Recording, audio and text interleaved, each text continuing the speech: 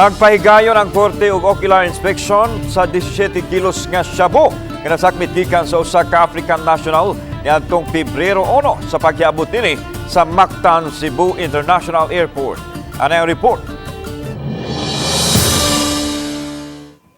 Kini ang mga kinilong shabu nga nasa kustodiya sa PDEA 7 ang gisusi sa presiding judge sa RTC Branch 72 sa Lapu-Lapu City, Mindolfo Pintor, uban ang handling prosecutor ug ang public attorney's office nga counsel sa akusadong Langyaw Pietro Alico. Tagsa-tagsang giproseso sa mga krimen sa PDEA 7 ang 17 kilos nga shabu nga nakantidad sa 120 milyones pesos nga gibutang sa managlahing putos.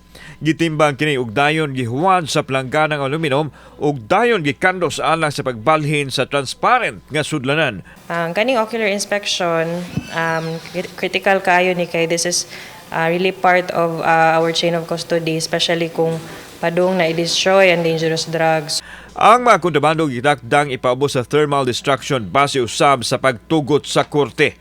Nagkuha og 5 gramos matag putos aron magamit sa presentation of evidence sa korte. Ang bulk sa dangerous drugs for destruction na. So, naatay tentative schedule this Saturday, February 18. I-appeal to nato ang katong na-confiscate nato sa MCIA and other dangerous drugs nga naa na court orders.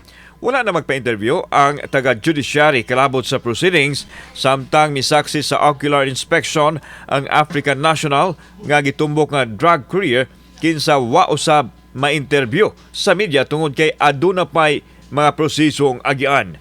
Kauban si Cleofer Lumayag, ako si Alan Domingo. Balitang Bisdak.